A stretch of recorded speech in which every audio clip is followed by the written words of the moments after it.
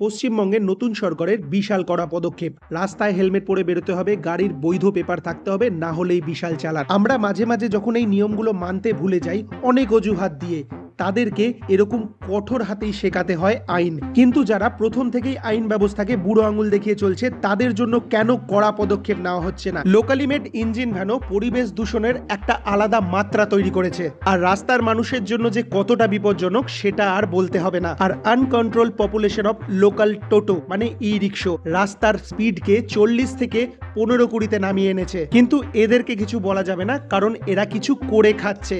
আচ্ছা, এরা যদি বৈধ হয় তাহলে চোরের চুরি কেন বৈধ নয়? তারাও তো কিছু করে খাচ্ছে। হাওড়া আর শিয়ালদা স্টেশনের উচ্ছেদ করা হকাররা কেন বৈধ নয়? তারাও তো কিছু করে খাচ্ছিল। কোপটা পড়ে সাধারণ মানুষের ওপর, যারা সবকিছু মেনটেন করে। মাঝে সাঝে হয়তো একটু ভুল হয়ে যায়, আমি এটা কোনোভাবেই জাস্টিফাই করছি না। আমার একটাই স্পষ্ট বার্তা, করে খাচ্ছে এই অজুহাতে কিছু জনকে ছেড়ে দিলে চলবে না। কারণ আমরা যারা প্ল্যান স্যাংশন করিয়ে বৈধভাবে বাড়ি বানাচ্ছি, ট্যাক্স দিচ্ছি, আরসি, ইন্স্যুরেন্স, পলিউশন লাইসেন্স সবকিছু নিয়ে রাস্তায় বেরোচ্ছি, কিন্তু পান থেকে একটু চুন খসে গেলেই বড় রকমের পেনাল্টি আমাদের উপরেই। আর যাদের সবকিছু অবৈধ, রাস্তার ধারে ঘুমটি বানাচ্ছে, এই ভ্যানো নিয়ে ঘুরছে, অবৈধভাবে টোটো নিয়ে যেখানে সেখানে ঢুকে পড়ছে, তাদের জন্য করে খাচ্ছি। এই অজুহাত আর যারাই মানুক, আমি তো মানবো না।